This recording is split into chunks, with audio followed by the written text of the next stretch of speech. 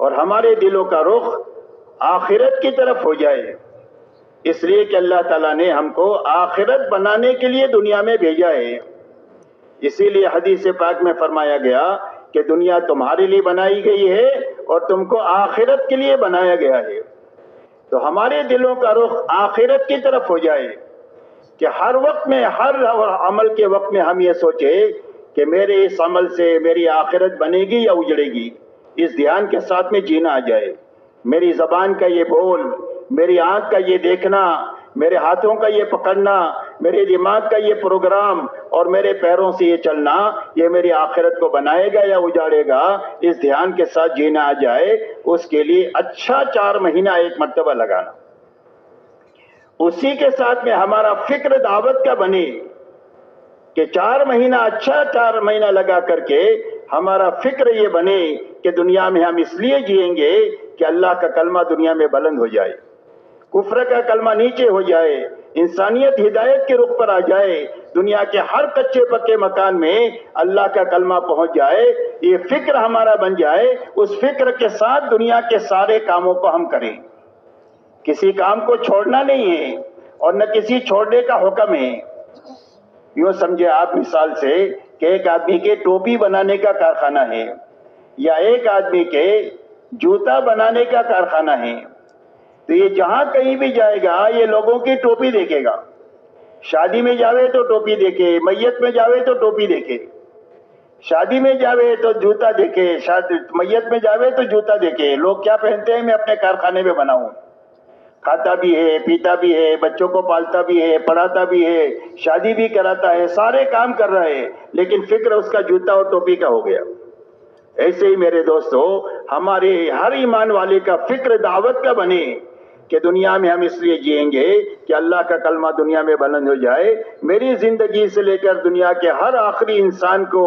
اللہ تعالیٰ ہدایت عطا فرما دے، جس کے نتیجے میں اس کی آخرت سنور جائے اور اس کی دنیا بھی سنور جائے۔ یہ فکر ہمارے اندر پیدا ہو جائے، اس کے لیے اچھا 4 مہینہ لگانے کا حکم ہے پوری امت کو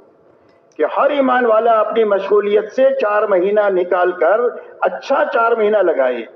اچھا 4 مہینہ لگانے کے معنی یہ ہے کہ وقت بھی پورا کرے، ہر عمل بھی پورا کرے۔ 4 مہینے میں 120 دن کا تہجد، 4 مہینے میں صبح شام کی 2 وقت کی تعلیم، 4 مہینے میں 2 وقت کی صبح شام کی تسبیح، 4 مہینے میں 5 نمازیں تکبیر اولیٰ کے ساتھ پڑھنا، اور 4 مہینے میں 120 دن تک روزانہ 5 گشتوں کے ذریعے سے، تعلیمی گشت کے ذریعے سے، عمومی گشت کے ذریعے سے، تشکیلی گشت کے ذریعے سے، خصوصی گشت کے ذریعے سے، اصولی گشت کے ذریعے سے ایک ایک گھر، ایک ایک فرد پر محنت کرنا اور ان کو ایمان سمجھانا، آخرت سمجھانا، دین میں کامیابی بے دینی میں ناکامی سمجھا کر ان کو اللہ کے دین کی محنت کے لیے تیار کرنا اور مقامی کام کرنے کے لیے تیار کرنا، اور راتوں کو اٹھ کر اللہ کے سامنے آنسو بہانا۔ ہر عمل کو 120 دن کرنے کے کام کرتے ہوئے، بچنے کی چیزوں سے بچتے ہوئے، ہر جگہ جماعت کے نکالنے کی محنت کرتے ہوئے، ہر جگہ مسجدوار جماعت بنانے کی محنت کرتے ہوئے،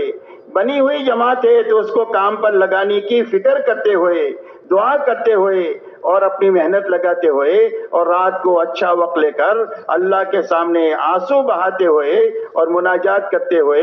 ایسا اچھا 4 مہینہ لگانا کہ ہمارے دلوں کا رخ صحیح ہو جائے اور ہمارا فکر صحیح ہو جائے۔